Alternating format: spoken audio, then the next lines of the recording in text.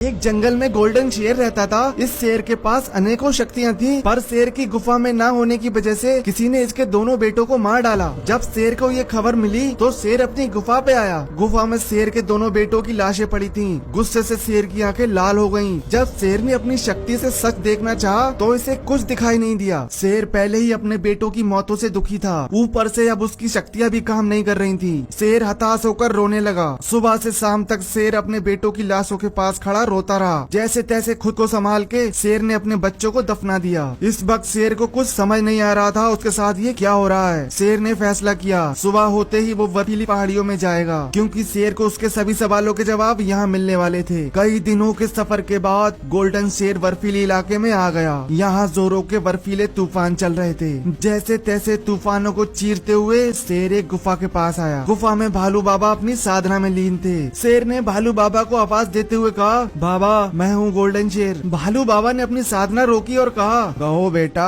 कैसे हो तुम, और इतने बरसों के बाद कैसे आना हुआ।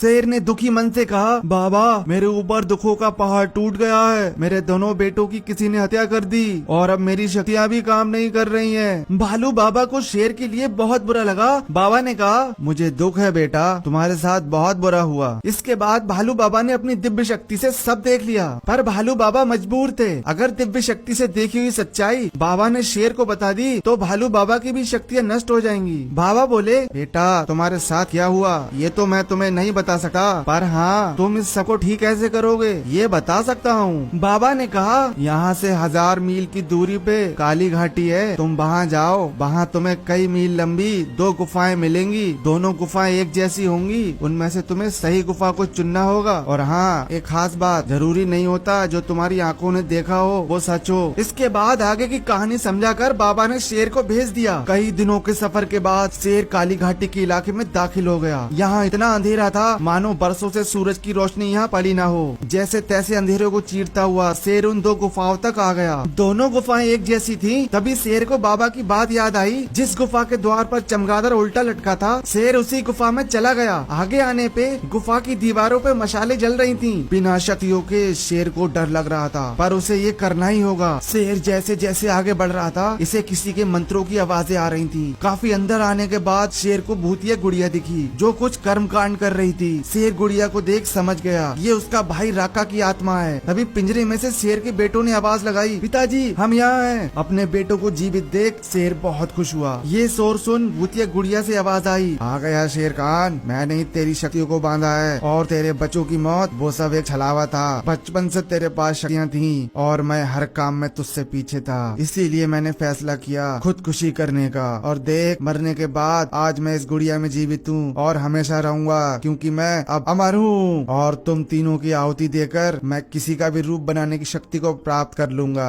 अपने भाई के मन में खुद के लिए इतना जहर देख शेर ने कहा, राका मेरे भाई, मुझे नहीं पता था तूने इस वजह से खुदकुशी की थी। मुझे माफ कर दे भाई, इस सब में मेरी क्या गलती है। शेर अपने भाई की आत्मा को समझाने की बहुत कोशिश करता रहा, पर राका कोई बात सुनने को तैयार नहीं था। तभी शेर को भालू बाबा की वो बात याद आई, अगर कोई रास्ता ना बचे तो उसकी गर्दन तोड़ देना। पर बाबा किसकी गर्दन, ये सब तुम्हें समय आने पे पता चल जाएगा बेटा। शेर ने बिना देर किए गुड़िया की गर्दन तोड़ दी। ऐसा होते ही राका की आत्मा गुड़िया से निकलकर आसमान में चली गई और अब शेर की शक्तियाँ भी वापस आ गई थीं। शेर ने अपने दोनों बच्चों को ऊपर बिठाया और अपने जंगल की ओर चल दिया। दोस्तों कहानी पसंद आए तो वीडियो को लाइक कर हमें फॉलो पक्के से कर लेना। धन्यवाद।